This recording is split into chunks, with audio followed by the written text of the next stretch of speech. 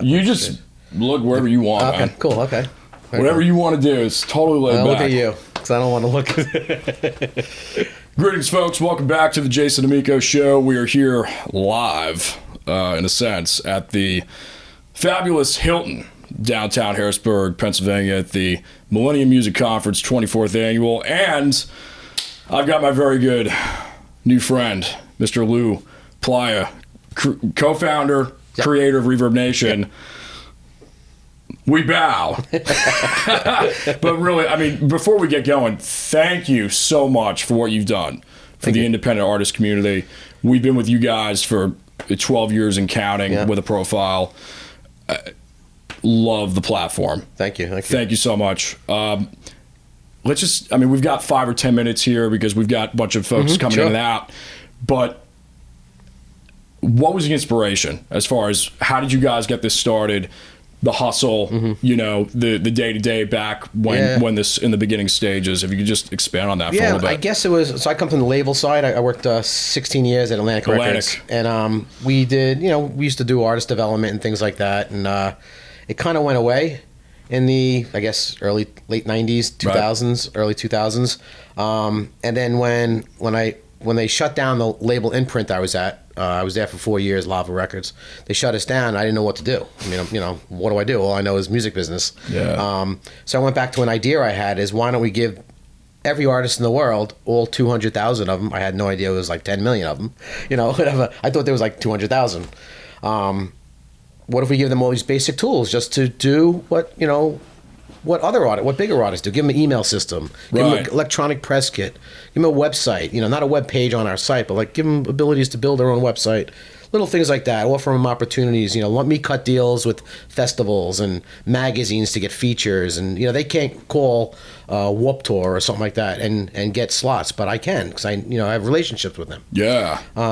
So I was like, let me try that. So I tried it, but I'm not a tech guy, so I met a bunch of tech guys, my partners, these brilliant guys, really good business guys and tech guys, and they liked the idea because they were kind of thinking about doing something similar, and they built it. I mean, I just had the relationships and the industry experience. They're the great tech guys behind it all, and that was really it. And we were really, really innovative at the beginning. I mean, nobody was doing what we were doing 15 years ago. Yeah, for sure. Yeah.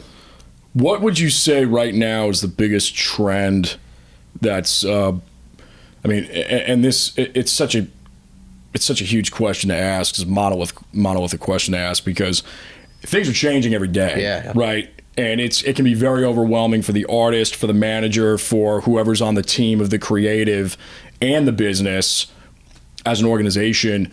Where's the silver lining here? What's staying the same? And what's really the trend, though, that's changing? And where's the silver lining, if you could kind of boil that into something for everybody? I mean, it's weird. Like the old days, it was radio. So you had you got 20, 30, 40 songs shoved down your throat by the major labels to get, to break a couple of bands a year at radio only. That's the only place people listen to music, pretty much, other than buying something and playing it at their house. But then you have Spotify and Apple playlisting and things. So really, that's kind of like the new radio. Like playlisting is kind of like the new radio. And how do you get on these big playlists? There's algorithms involved. There's probably payola. I don't want to say that, but but there's probably a lot of things involved that, just like old school days of independent radio, probably no different now. I'm not going to say there is or there isn't. Just different means. Different kinds of independent information. Different means. Yeah. So I think that's what's happening right now. It's you got to get on these playlists so people can listen to your music. Yeah. But at least it's available to anyone. Right. Where in the old days it was only available to handful of artists each year that the major labels are putting out. So it's kind of equal to playing field in a way, but still the major labels still have the big share of the playlist if you look at them. If you really look at the big playlists. What would you say is the biggest? Well, let me take it from this perspective. If you were to put into 3 bullet points what the biggest mistakes were that you made in your life, Me? and if they were mistakes, though, even You know, if you could just kind of hit on those 3 bullet points and, you know, what they were and what you learned from in those processes, what would those be? Wow. We're drilling you, man. I guess some of them, like one mistake is I probably should have listened to my partners more, because I'm on the music side. I'm the marketing guy and the music guy, and they're the tech and business guys. Yeah. But they're right most of the time. You know, you know, it is. I mean, I hate to give them credit. Not always right, and sometimes I've got really good ideas, and I bring it to them, and they're like, "Yeah, but Lou, you know, it's not going to work. You know, there's only 10,000 artists that like that." And I'll be like, "Well, 10,000 artists need it. That's great." And they're like, "Yeah, but we've got 5 million. Well, you know, that's a lot of work and money and stuff like that. Right. So we can't do everything that I want." So that's one mistake, I guess. Just thinking too much on the artist side when I really have to think. But is it a mistake though? That's why I asked this question, because because you don't know. You don't know. No. Because if without that cognitive reasoning that you've had with building this, who knows if it would have built to 5? Because that's the thing about ReverbNation, is that we feel like you're on our side. Yeah. You know, and again, thank you for that, because it's just a platform where it feels like you got a team. Yeah. Behind the curtain. Yeah. Helping you out. Well, I appreciate that. We don't hear that often. We hear the other side. You know, when artists will write in on social media, "I've been submitting to all these opportunities for 5 years and I never get picked. It's a scam." I'm like, it ain't a scam. I mean, I feel like saying, well, maybe you just suck. You know? Yeah. Well, I mean, it could be Well, anything. timing. It's time. You know, not room on the stage for you. You know, different kind of job. Whatever it is. Yeah. You know. Time. What would you? I mean, we'll ditch the other question because if there's any other things that you want to touch on in that realm, that's fine. But timing, as we kind of wrap up here. What are your thoughts on that? Timing as far as just making it, quote unquote, or whatever that means as an artist. It's just going to take a long time. I mean, artists are just, there's 21-year-olds who are frustrated that they're not signed to a major label after 2 years of performing. I'm like, really? 2 years? Most artists play a long time before anything ever happens. And you don't have to be on a major label. You don't have to. Not anymore. Not anymore. Nah. There's other ways. You do need money. Someone's got to fund that. I'm going to actually talk about that at the conference at 4:00. Cool. But someone needs the money, and if labels do have the money to fund your team. Show me the money. Yeah, exactly. Exactly. There's got to be another mafia involved. Well, let me ask you this as we wrap.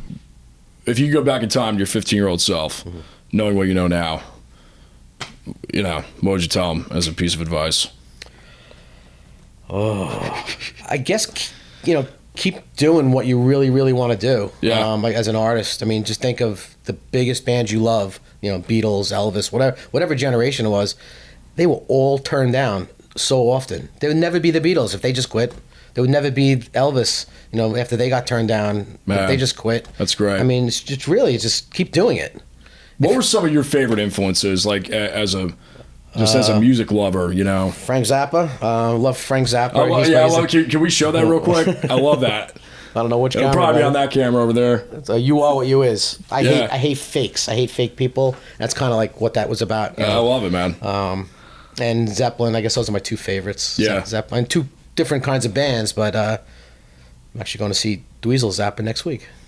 He's killer, man. Yeah. Killer. Yep. Any last words? No, if you're an artist listening, just keep doing what you're doing, and eventually you might have to make a change. But just because somebody says no, I guess it means for anybody. Yeah. If someone says no or you're not good enough, it's not necessarily true. Music is subjective. Yeah. Well, I appreciate you coming out of the hole, so to speak, because you're very behind the scenes, and it's just cool putting a name to the face and to the brand. And thanks so much, man. No, thank you. Appreciate it. Really do. Jason Damico here on the Jason Damico Show. Thank you guys so much for checking out this segment, and we'll see you on the next one. Peace. Thanks.